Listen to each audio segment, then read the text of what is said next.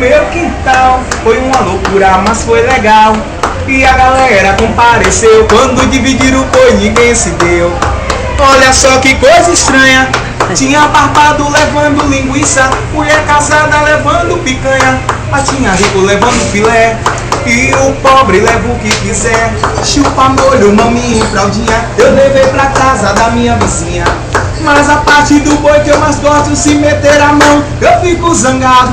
Eu tô de olho no rabo. Eu tô de olho no rabo. Eu tô de olho no rabo. Eu tô de olho no rabo. Eu tô de olho no rabo.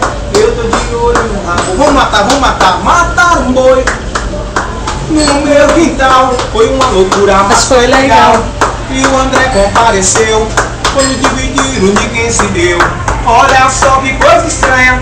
Tinha barbado levando linguiça, mulher casada levando picanha, mas tinha rico levando filé.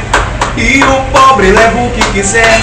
Chupa molho, maminha e fraldinha. Eu levei pra casa da minha vizinha. Mas a parte do boi que eu mais gosto, se meter a mão, eu fico zangado. Eu tô de olho no rabo. Eu tô de olho no rabo. Eu tô de olho no rabo. Eu tô de olho. Já buli, já mexeu, já buli.